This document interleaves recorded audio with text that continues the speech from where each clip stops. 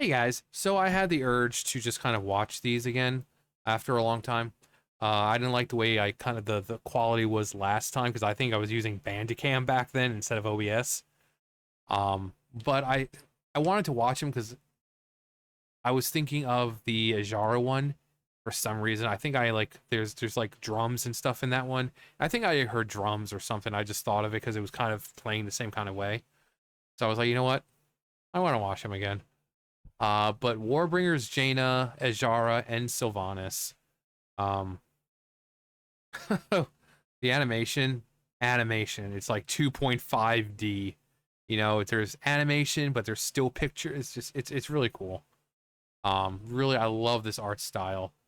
But Jaina Proudmoore. Everyone knows Jaina. Probably Azeroth's most powerful mage. Went a little cray cray until Thrall gave her a good hot dicking. Anyway, Jaina.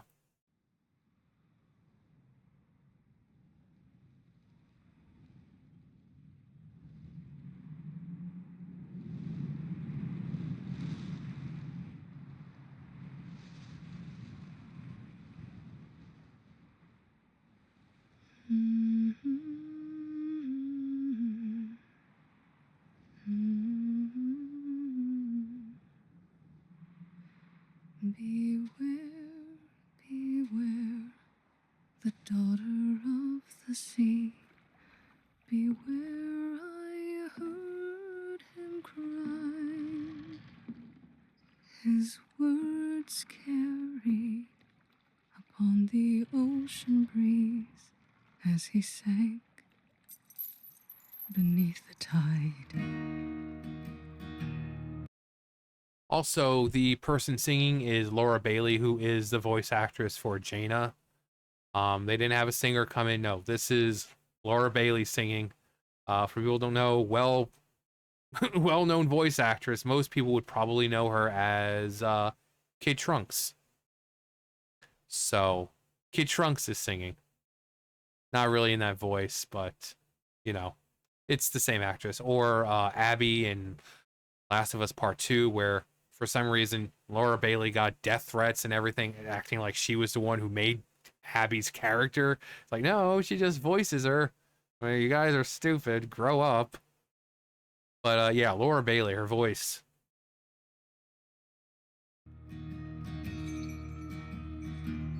Those blood-soaked shores of Kalimdor, where sailors fought and died, the admiral fell at their amour because she left his side.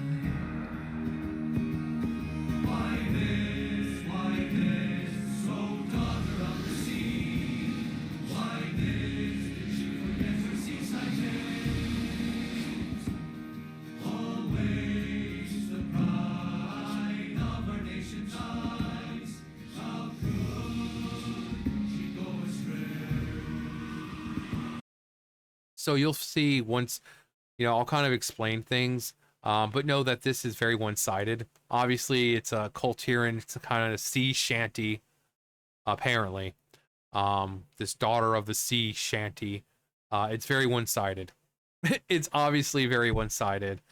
So if this was being sung in front of people who didn't know the story of what actually happened, like, you know, say you're walking into a tavern and you're hearing these people sing this, you would think, you know, you would kind of believe the people who are singing it, right? But there's more to the story. You know, there's the other side, and you realize that this clearly is very biased. When she did flee across the ocean deep, the admiral followed west. What else but sail to save a daughter's life and pray she stood the breath. But there he found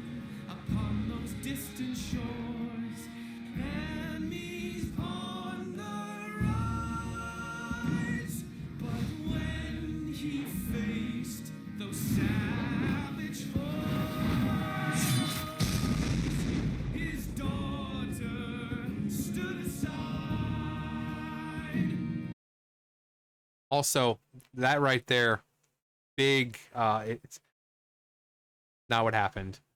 Not what happened. He got into he had like an honor duel, not like a Makara kind of thing, but he fought Rexar. You guys know Rexar. We love Rexar. But he fought Rexar, and the entire time, Rexar, Thrall, and Jaina were trying to convince him this is not the horde that you remember. These orcs are not the same. They're not the savages. But the dude wanted to continue being a racist. Like, oh, all orcs are savages and none of them can change. So Rexar was fighting him, and it's clear who the winner was because Rexar is still alive. You want to know who isn't alive anymore? Admiral Dalen Proudmoore. And as he was dying, or when he died, Jaina was just like, Father, why didn't you listen? Like, why didn't you listen? And Rexar kind of an orcish kind of comfort. He's like, don't remember your father as this. Remember him as this strong and proud warrior. Because he was. Orcs admire strength. Even someone like Garrosh, he admired strength. That's just how orcs are. So Rexar fought Dalen Proudmoore, and he admired Dalen Proudmoore's strength, which is why he was like, don't remember your father as this. Remember him and honor him as this proud warrior. Sort of a orcish comfort for Jaina, who just had to watch her father get killed. But the dude was not going to change his mind about anything. And if he wasn't killed, he would have just continued to pursue the orcs, and a bigger war would have broken out. And I want to see what kind of what if scenario if Dalen Proudmoore survived. What if Rexar was to die, or maybe he just escaped. He managed to escape Theramore, and he got away. What would happen to the horde? What would happen to the whole of Azeroth if Dalen Proudmoore was allowed to live and continue with his racist ways of all orcs are savages? What would have happened? And buried deep beneath the waves, betrayed by family, to his nation with his last breath cried, beware the daughter of the sea.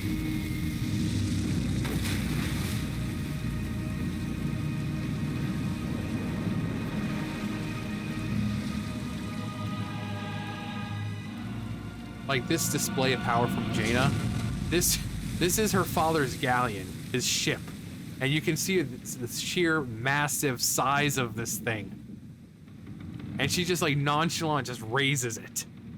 She's extremely powerful.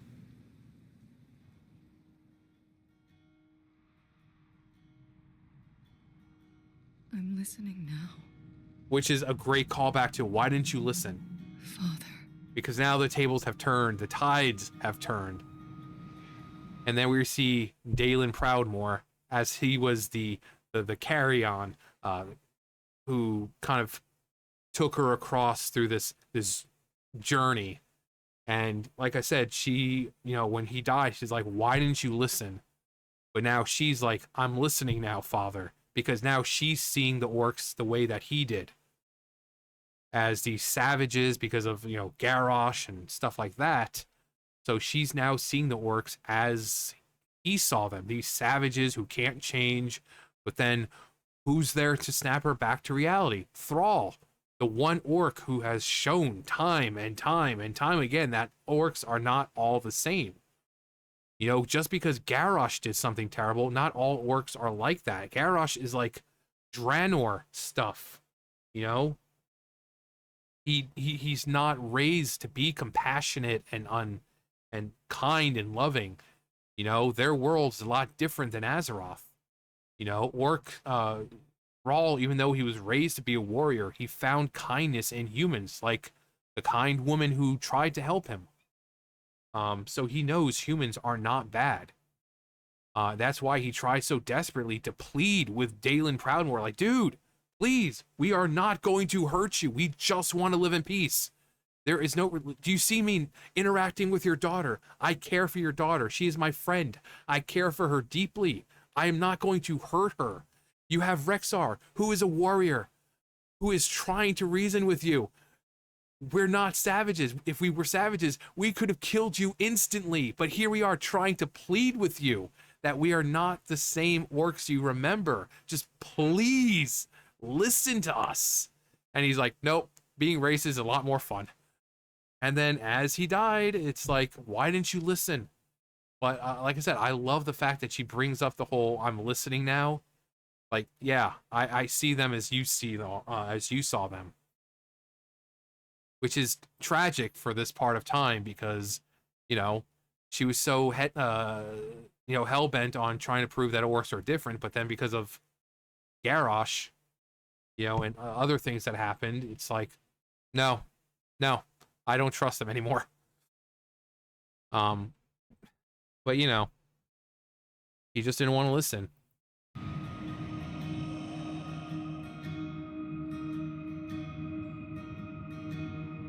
I heard across a moonlit sea the old voice warning me.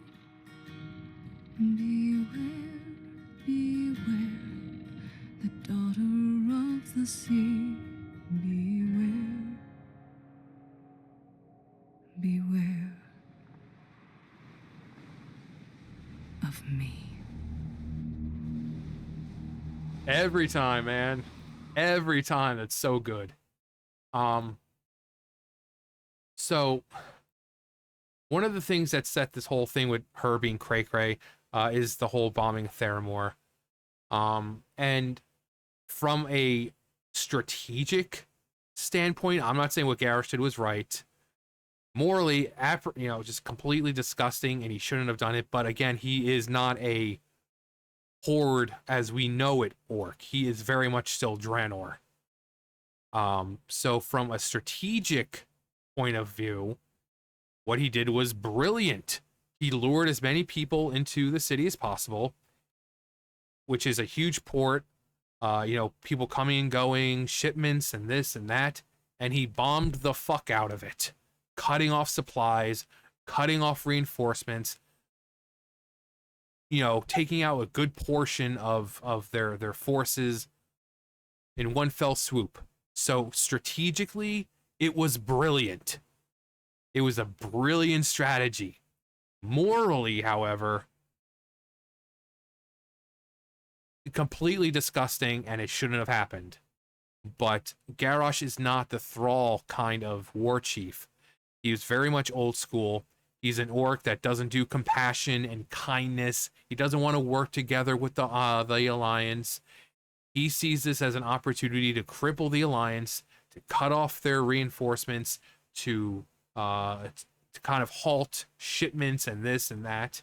So what he did from his standpoint, from a war chief standpoint, from a militaristic standpoint, what he did was brilliant. But it was absolutely terrible morally. So you can see why people are saying he did nothing wrong, because in his mind, he wasn't doing anything wrong. But between that and then she goes around purging Dalaran, and she goes crazy. And then only after Thrall gives her a good hot dickings, come and get 'em. Azerothian dickings. In fact, Thrall will be down at your local auction house from 4 till 9, just passing out hot dickings. Just handing them out. Dr. Trad. But Jaina, amazing character. One of those strong females, but she's so well written. She's so well written with Warcraft 3. The bit of a slut though back in the day between Arthas and Kael'thas. And Thrall. let's not forget that she couldn't decide what she wanted. Did she want some of that orc meat, some of that blood elf meat, or some of that sweet, sweet human paladin meat. She didn't know. She didn't know. But extremely powerful mage, studied with Antonidas. If you go to Dalaran, you can see his statue in town, in the city. That was her kind of master who she studied under. Um, so extremely powerful mage. The fact that her father also Dalen Proudmoore, Admiral Dalen Proudmoore. Um, so she comes from a long line of like very like important people, and she's trained with very important people. Um, but in Battle for Azeroth, she's just like, you know what? I've had it. I've had it. She raises her father's galleon, straps it with freaking arcane cannons, and makes it fly. And she's just like, I'm done. I am done. But she comes around after Thrall comes around. And now we have one of the most unfortunate butcherings of one of the greatest characters in World of Warcraft. I love Sylvanas, so much so that I have a little one, or she was a little one at one point. She's 12 years old now. She's a little torty cat. We got her 12 years ago. Yeah, like 12 years ago. And we named her Sylvanas after our favorite Dark Lady. Of course, back then, Sylvanas wasn't, terribly written like this. So, but I love Sylvanas' character. She's one of those characters that you love or you hate. There's really like no in between. You either really love her or you really hate her. And a lot of it is due to people understanding that her character now is she may look human or look alive, but she's still undead. She was turned into a banshee, and when Arthas was at his weakest, she managed to get her body back, which is something that doesn't really happen. But she had the will to find and get her body back. But because she's a banshee and negative emotions are amplified, you can understand why she's so negative, why she's so hated, why she hates, and she's so full of anger and rage because of what happened to her. She was turned into a banshee, and it just amplifies negative emotions. And for another reason we'll see in a second.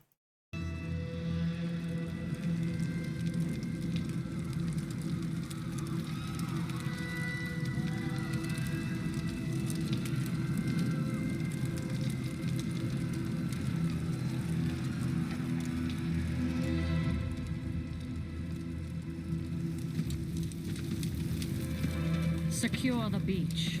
Prepare to invade the tree. Why?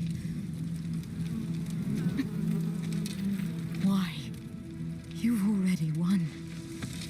Only innocents remain in the tree. This is war. No. This is hatred. Rage.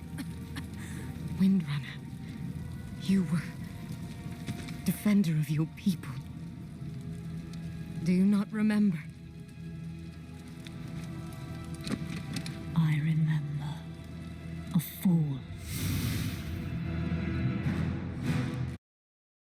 So I love the transition, seeing how this her as this undead blood elf or just elf, back to her days as a high elf, the Ranger General Sylvanas Windrunner, and just like how gorgeous she is. Seriously, Sylvanas has got to be one of the most gorgeous characters in World of Warcraft and in any game. She really is.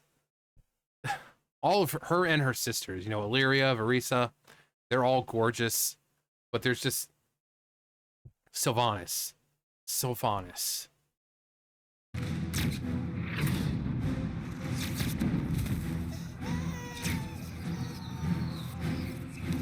Take her!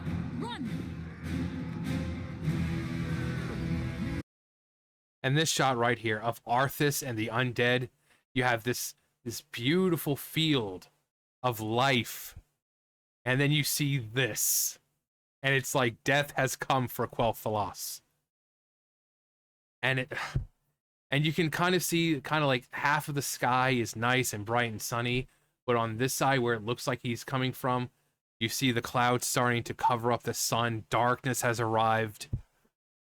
Again, this land that is full of life is now being invaded by death itself. Leading the charge is Arthas.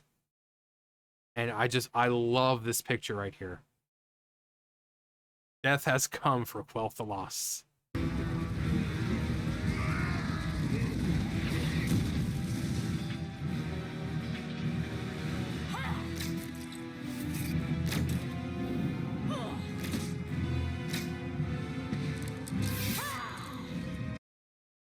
So I love Sylvanas, but why Sylvanas? You're a ranger general, right?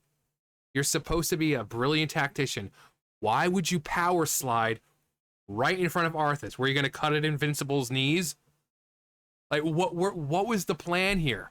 You could have come at this from so many other angles, and you decided to power slide right into him, into a position where you left yourself open and vulnerable. Why? Why?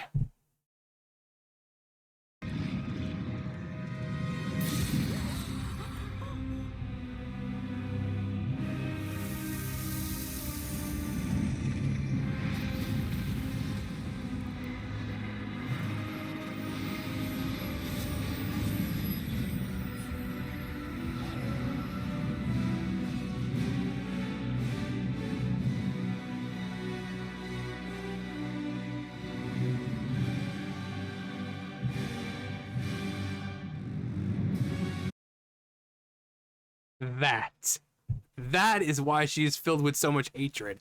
Imagine the last thing you see before you're turned into a banshee is your own dead body and the very woman and child that you were trying to save, now also lying there dead because you failed to save them. So when people want to know why Sylvanas is the way she is, this is why she's the way she is. Because every emotion she has is a negative emotion and is the extreme of that emotion.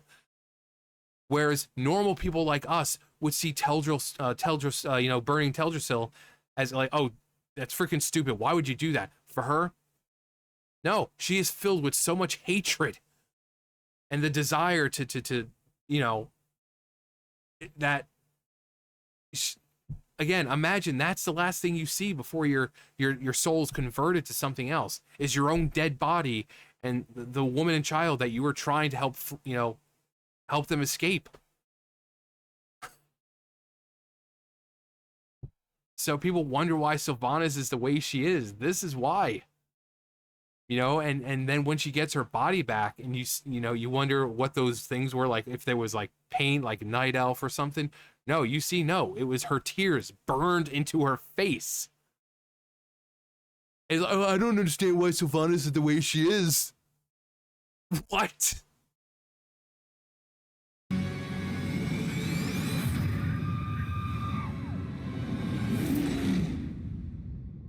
Life is pain. Hope fails. Now you understand.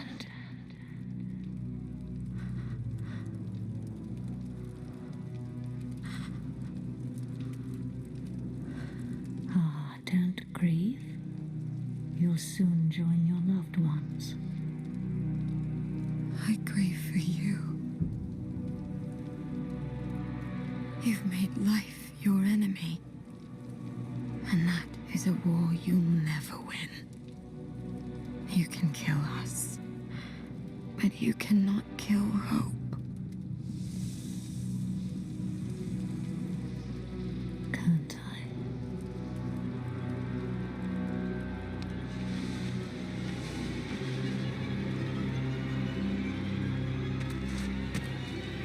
Burn it. Burn it!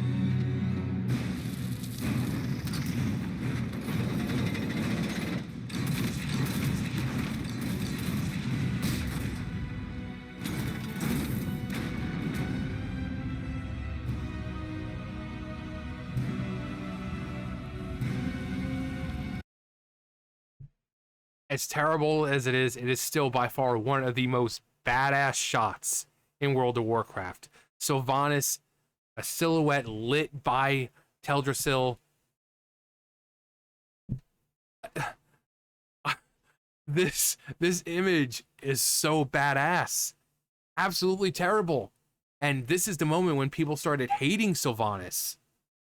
I mean, even I was like, oh, no, she wouldn't burn the world tree. She knows what they're for and what would happen. Nope, she did. She did. We thought there was something, we thought it was going to be a bait and switch, that she was going to be shown to be trying to prevent it or something like that, and she was seeing like the aftermath of it. No, she was the one who did it. They made her into the, yeah, I'm going to burn the tree, yeah. They turned her into a mustache twist, you know, twirling villain. And that's why people hate her now. But she is, and it's a shame, she is such a good character. Such a great, well-written character, and they just, yeah, let's just make her an and then it's like in the Shadowlands, it's like, oh, well, she had her own reasons, and blah, blah, blah. It doesn't matter. It doesn't make up for terrible writing. Also,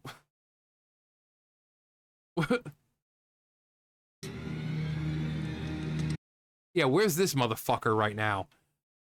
Tyrande killed Nathanos. Where is he? Is he in the Maw? Which means whenever Sylvanas gets out of the Maw, is he gonna be with her? Is he gonna be in some new realm of the Shadowlands and we might have to go back there and find him or something? Because he died. Again. So he should have been sent to the Shadowlands. Where is he? We certainly didn't see him there. So where is he? Well, we know that they all got sent to the Maw. So he's in the Maw somewhere, which means him and Sylvanas have reunited. And I think, if I remember, they knew each other before she died. So they're going to have a lot to talk about. But she admired him, he admired her, him being for the hunter that he was.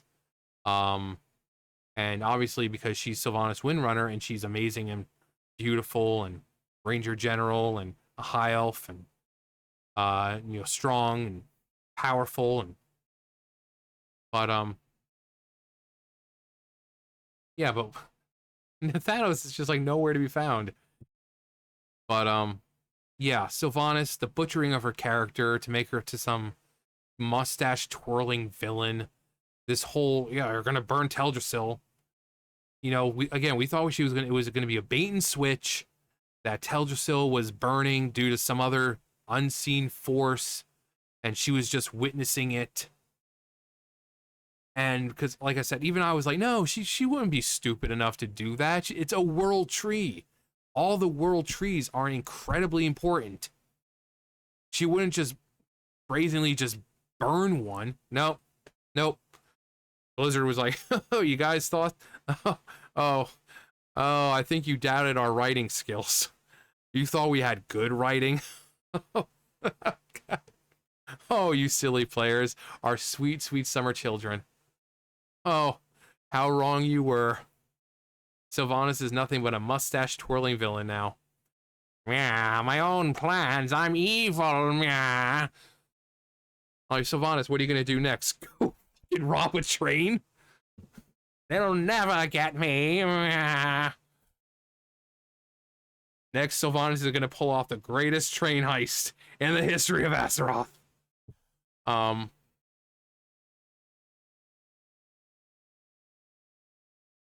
But finally, we have Queen Azshara, the light of lights. Men want her and women want to be her. A woman who had great destiny because of her gold eyes. Night elves, they have gold eyes. They're destined for greatness. Like Illidan, who doesn't really have much eyes anymore because, you know, the whole burning them thing. But gold eyes for night elves, that means you're destined for greatness. And to be honest, she was. She built an entire kingdom. She ruled over it for a very long time. And even now, she's probably one of the most powerful beings on Azeroth. Even though she's not on Azeroth right now, she's seat of power. You know, somewhere in the cosmos. But this is basically the Sundering. This was when Azeroth was whole, but this event caused it to. But we'll talk about that more when it's over. This came at the pretty much at the end of the War of the Ancients, which alone was completely freaking catastrophic and, you know, devastating. But she brought it upon herself. But you have to admire her strength, because she is very powerful.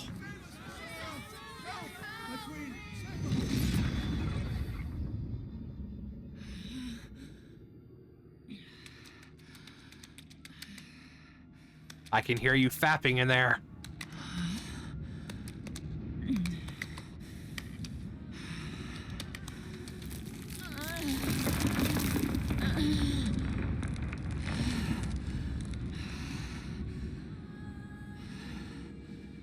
Let go. Let go. No! I am queen. This is the empire I built. It is over. I love that. You see her pain, you know, in pain and struggling and erratic and clinging on to this like some kind of hope. And you have this fish, whether it's the fish talking to her or she's just hearing in her mind, as far as she knows, it's so calm and kind of soothing in a way, but it's she's looking for hope. And this voice she's hearing is hopelessness. It's like, let go, it's over. And it's, oh God, you know, you hear the erratic hope in her, but then you have that calm, chilling hopelessness from the voice. Just, and how they say it is over. It's like, oh my God, it is so good. It is so good.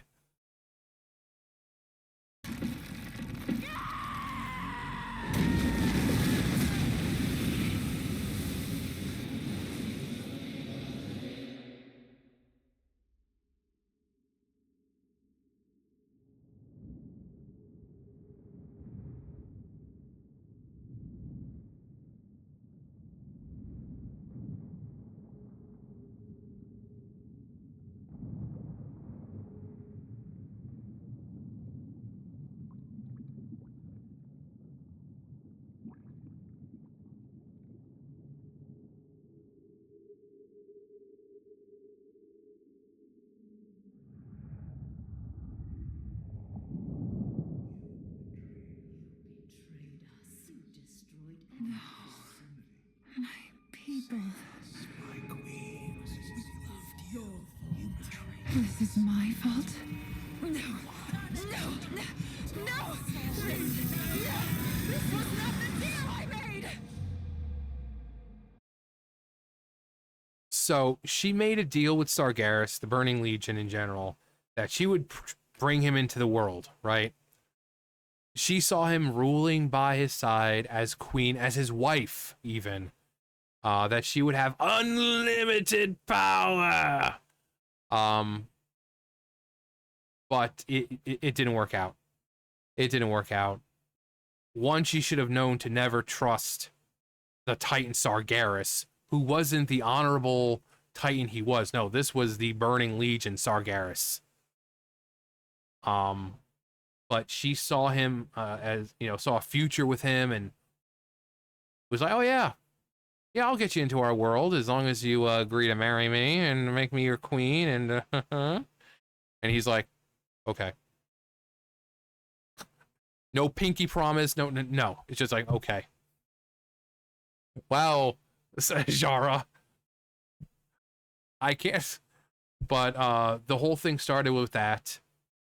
You know, when you had the War of the Ancients, where the Legion was there, there was demons being summoned in, and Malfurion had to use the Dragon Soul to kind of try to prevent more demons from coming through. But everything was so unstable that eventually the sun, the Well of Eternity just kind of imploded, and what was one continent just split apart into what we know now. You know, Northrend and Pandaria, Eastern Kingdoms, Kalimdor.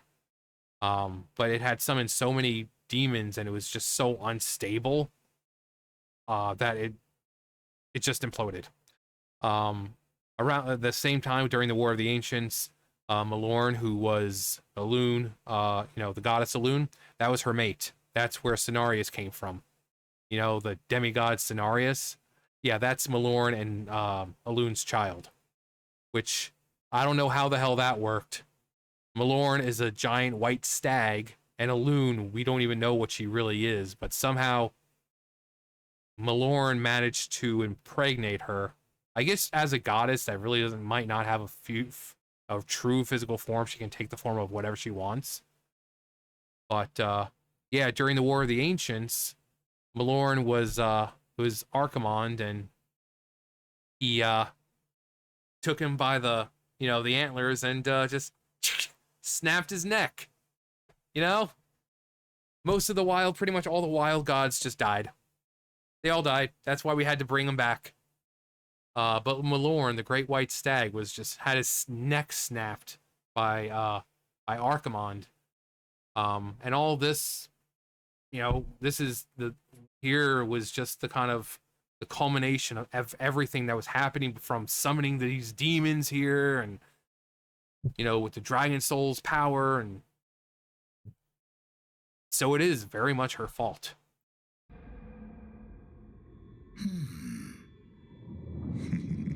Deal.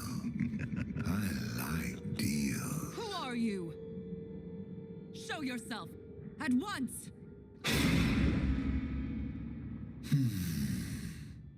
For 1,000 years, bound beneath these waves, I have watched you. I have tasted your essence.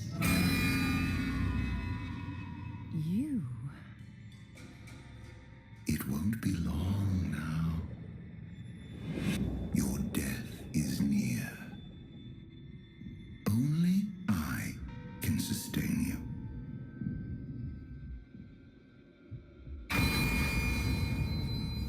Let go.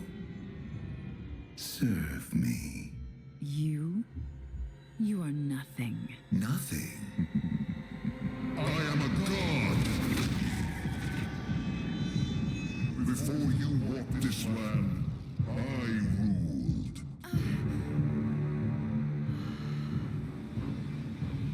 Magnificent. Serve me, and we will rebuild my empire.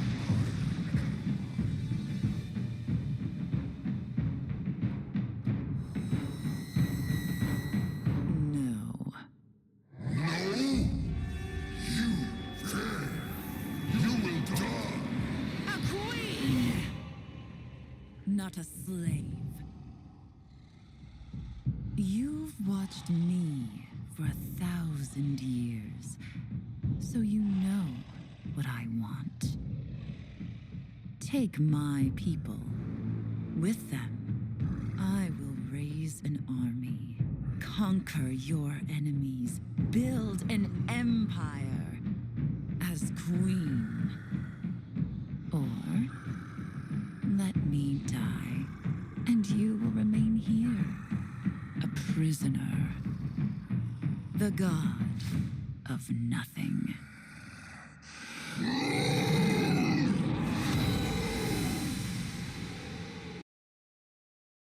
Now, this part right here is absolutely brilliant.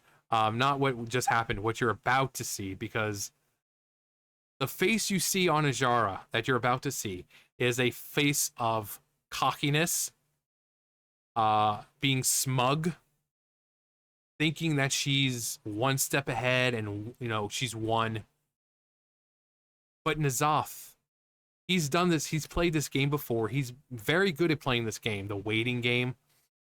And he's really great with mental mind games, too. So, I'll explain what it is at the very, once you see it.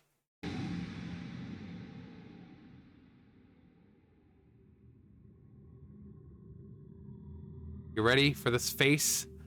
This face, I love it. It's a very great face. One of the best. Look at this. The freaking balls this woman has. And she's got this face of cockiness and but uh-oh. What's this? That cockiness suddenly turns to curiosity about what's happening. Am I going to die? Wait a minute. Did I actually lose this? This wasn't supposed to happen. And as you can see, which is great, you see the darkness slowly closing in, not just like a metaphorical kind of thing, but this is her life about to be ended. And what does N'Zoth do?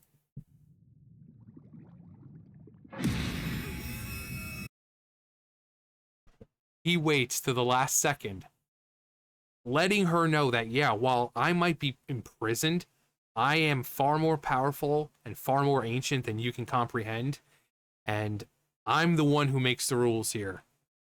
You may be free out there, but I'm the one in control. I could have easily let you die, because she was about to lose her breath, and she was about to drown. And N'Zoth, seeing how her personality was, he's like, you know what? I'm going to play a little game with her. So while she thought, oh, yeah, I won, that darkness slowly starts to close in as she loses breath.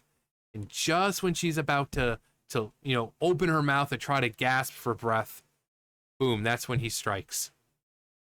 That's when he lets her know that she's not the one in control here.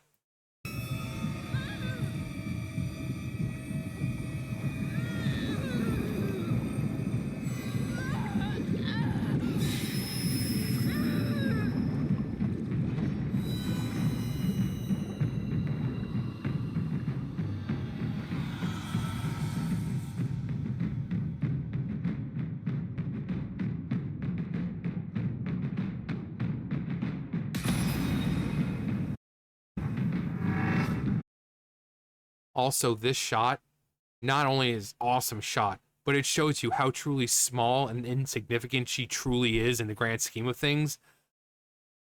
This is just his eyeball. This is just his eye. His pupil is several, like if she was actually, if she was to be right close to it, she would look like a speck. That is how small and insignificant she truly is. In the grand scheme of things, compared to him, that his eye is greater than she is.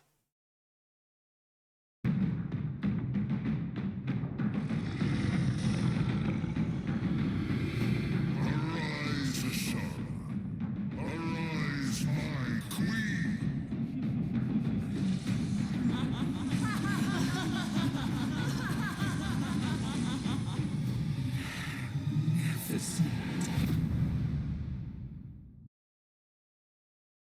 It's just, oh my god.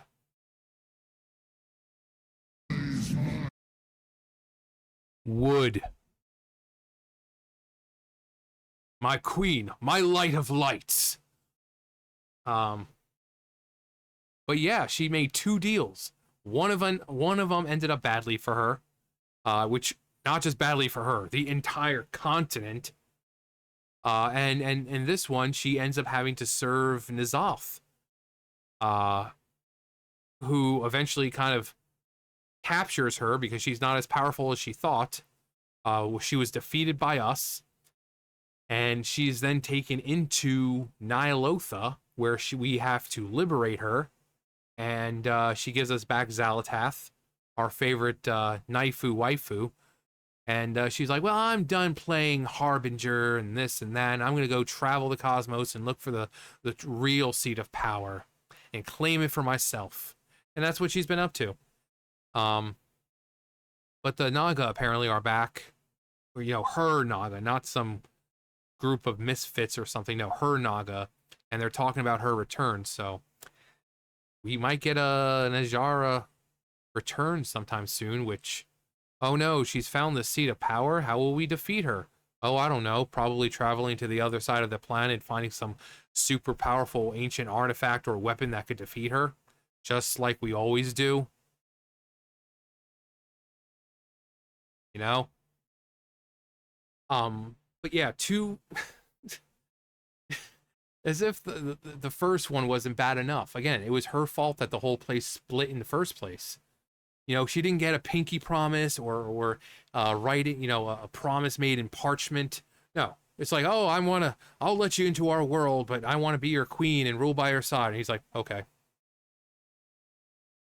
And then she's like, how did this happen? This isn't the deal I made. Really? You really thought that Sargeras, not old Sargeras, the Burning Legion Sargeras, you really think he's going to be truthful with you and let you rule by his side as his wife and queen? Come on. Come on, Azshara, you're a smart woman. Surely, don't call me Shirley. Surely you should have known that your little fantasy wasn't going to happen. So because of your freaking need to you know, bang a freaking titan, you doomed all your entire people. Not just once, but twice. Because then at the hour of your death, you were about to die and you decided to make a deal with N'Zoth, turning your people into the Naga.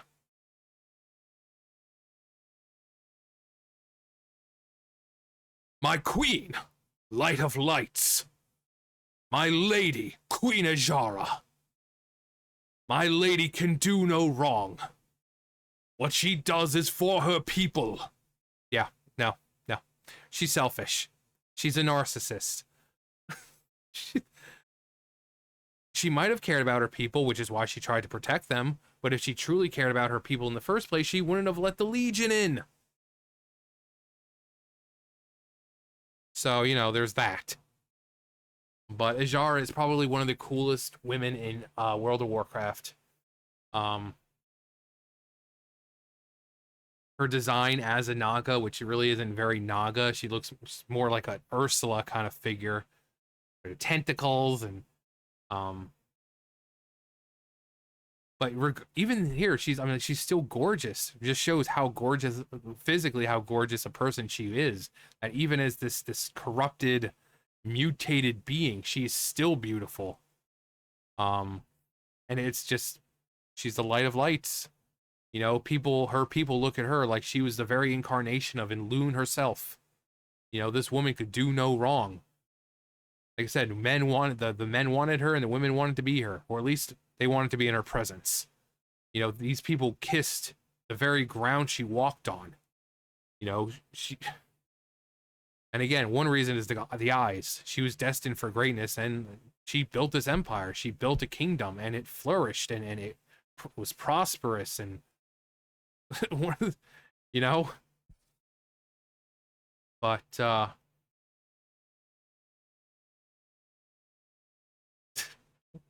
just the freaking balls on this woman. The balls.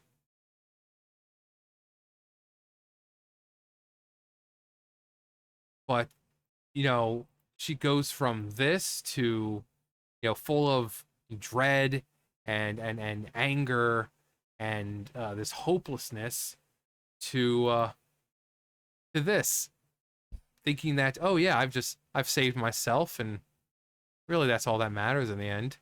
Willingly sacrificing my people, because after all, they blamed me for all this, so they got what's coming to them. How dare my people blame me for this? It wasn't me. It wasn't me. It wasn't me at all. You know? But yeah, just the shift of tone with her, you know, Azshara herself. But none of this would have happened if she didn't make a deal with Sargeras. You know, if she just been happy with what she had and just sought power on Azeroth rather than trying to basically marry and become the queen and rule by the side of Sargeras himself, this wouldn't have happened. Pandaria. Azeroth would still be one massive landmass, and she would still be this, a you know, night elf ruling a kingdom, probably even greater than it was before. But then she made a deal, and then after that failed, she made another deal. So, wait. The hour of her third death, she ushers in our coming. That also could also, for Azshara. Because technically she's died twice. The first time was with the Sundering. This time was with, you know, the deal with N'Zoth, and so after she gains this power or whatever, we defeat her again. So, I mean, it could very well mean, I mean, most people think it's like Azeroth or Illyria, because Illyria's like, oh, I feel like I've already died twice. But powerful being like Azshara, so, you know, like Illyria, she hasn't actually died twice. But, just, you know, it's like a metaphorical kind of thing. She feels like she's died twice. So it could also mean Azshara, you know, because Azshara's out there finding power in the void and this and that. So she could usher in their coming. But, yeah, Azshara, one of the coolest characters. Really one of the coolest. One of the strongest. She's one of the strongest, one of the best. I cannot wait to see her again in all her Naga glory. Very beautiful, very, very beautiful woman. Even as a Naga. And I really hope to see N'Zoth again, because he's not dead. The patch where the visions of N'Zoth. What we saw was what he wanted us to see. Now they're trying to say, oh, the old gods are dead. No. And yet we find stirrings of Yogg-Saron. So obviously all the old gods aren't dead. N'Zoth is not dead. He's just a hiatus. But again, there's a reason why it was called the Visions of N'Zoth. I think that whole patch, not just that little scenario, like the whole thing was just what what he wanted us to see. His death and all that, that's what he wanted us to see. So I can't wait to see him again. I want to see all the old gods, even Y'Shaarj, because we never got to see him properly. We saw fragments of him with the Shah, but never him in his full glory. Being old god so strong that Amun-Thul himself had to reach down and rip him out of the planet. And that's what caused the Well of Eternity and wound in Azeroth, because the Titan himself just reached down and grabbed Y'Shaarj and just ripped him out of the planet. But so I can't wait to see, especially Yogg-Saron. He's so cool. So I hope we get to see him again soon enough. Since the last Titan, the Titans are returning and they're coming back to Ulduar, chances are we'll see Yogg-Saron. So, but anyway, yeah, I just felt like going back and watching these because it was really Azshara's the drumming and all that I just they're so good though. They're so good. But yeah, 3 amazing women, 3 strong women who everyone adores, even Sylvanas, despite the fact that they butchered her character in recent years. But yeah, I'm gonna pull off the greatest heist this world's ever seen. Yeah. That's gonna do it for me. You guys know the drill. I'll see you guys later. Bye, guys.